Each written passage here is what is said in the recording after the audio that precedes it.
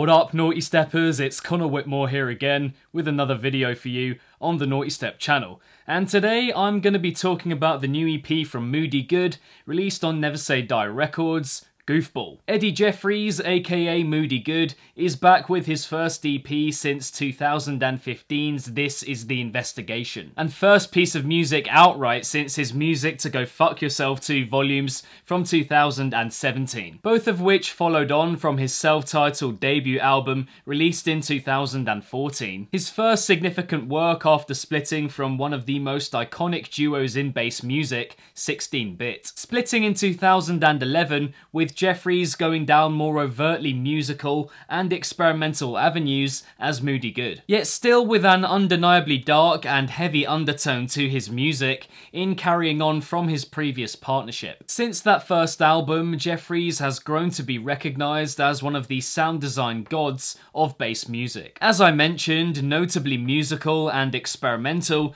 yet fundamentally difficult to label in terms of genre, but mostly down-tempo and focused on creating certain vibes as opposed to adhering to percussive structures per se. Producing in this 5-year period for MTA and Owsler, labels of Chase and Status and Skrillex respectively. And so coming into Goofball, knowing it was being released on Schism's Never Say Die Records, I was unsure as to what side of Moody Good we were going to get. Whether he would go down much heavier routes for the predominantly dubstep oriented label, or stay as true as possible to his original style, and the answer for me is that it's somewhere in between the two, because I actually find the Goofball EP to be quite the tale of two halves. The first two tracks, 66 and Squeaky Clean with Hydraulics, are more banger-centric and what you would expect from a Never Say Die EP perhaps, whilst the final two, Anti-Acid and Jimmy Ticks, strike much more as Moody Good songs in terms of what we know his style for. In 66 and Squeaky Clean,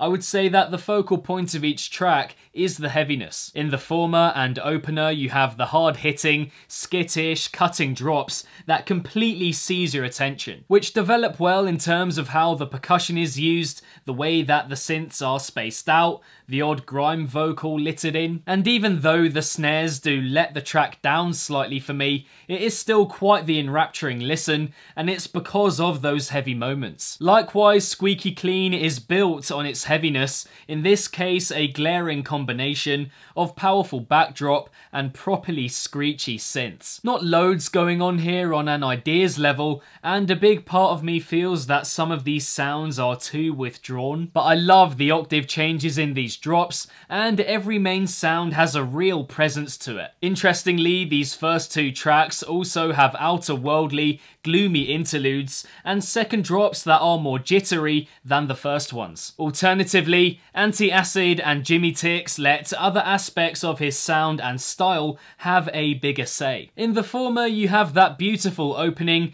very sweet and summery, a glimpse into the past, very nostalgia-inducing. The watery effects, the twang of those synths, it's an extremely pleasant listen. The drops here are just as heavy, also dub-trap hybrids without loads going on, but just massive in sound, subsuming you repeatedly as it slows down and picks up again, another grime vocal working very well here. But the most important aspect of the track is that surreal feeling established by contrasting that heaviness with the dreamy stuff. It's very underground and filthy, but the more uplifting sections combat that brilliantly, really welcomed following the first two songs. Jimmy Ticks doesn't have quite the same glow, but again I think it's a case of there being distraction from the banger ideal. The point of distraction here being the vocal samples in each drop, which really take the track by the scruff of the neck. Great dynamic between the vocal chopping and the instrumental throughout here,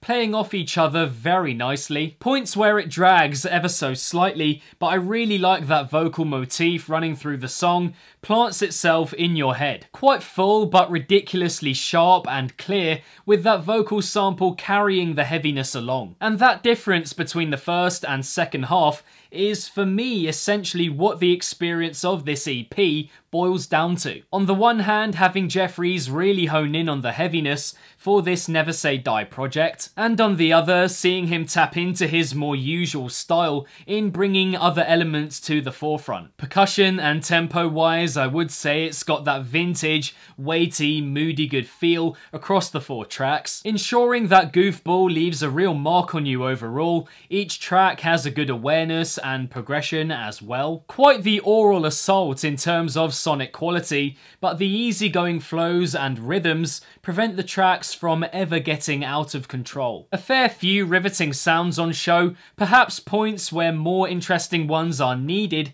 to make the drop ideas more interesting, but it's unbelievably high definition, and that's what gives the project its presence and sense of being. Not anything wild or wacky or overly keen to impress, which is how Jeffries works as Moody Good. I definitely interpret Goofball as having those 2 sides though, the first 2 songs in contrast with the latter 2. Took me by surprise hearing him be so heavy initially, but it's something I can warm to over time, and which I love for its detail. But the second 2 are the ones that I enjoy more because there is more to take your attention, which is what he's incredible at. And fundamentally, Goofball is different in many ways, interesting and needed in bass music. The fact alone that each track is quite long, either over 4 minutes or just short, unusual for this kind of music, establishes its importance for this scene. And I hope this is a sign of him carrying on in this vein. A 4-track EP hints at more to come, I think,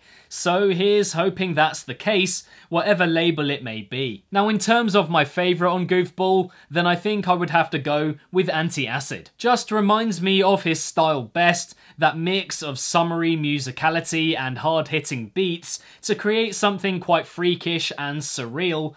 I love it. And in terms of recommendations, if you enjoyed Goofball, then again I think it's one of those where you're just best off listening to old stuff from the producer in question, pretty unique in its approach. And so that is that, guys, for another review on the Nawtystep channel, this time of the new EP from Moody Good, released on Never Say Die Records, Goofball. Thank you very much, and as always, for tuning in. What did you guys make of Goofball? Do you have a favourite track from the 4? Let me know in the comments below. If you enjoyed this review, then be sure to give it a big old thumbs up, and subscribe to the channel if you haven't already, hitting the notification bell along the way. Nawtystep is all about coverage of bass music across a wide variety of genres, from EP and album reviews to top 5s and top 10s, rave footage, opinion pieces, and more. So again, if that's something that interests you, then consider subscribing. For some other Never Say Die related videos on the channel, check out the link next to my head somewhere. If you're not following Nawtystep across social media yet, links to all of those are in the description box down below. And lastly, if it's naughty, then you know, guys, so be sure as always to keep it naughty and stay safe. And I shall see all of you legends in the next one.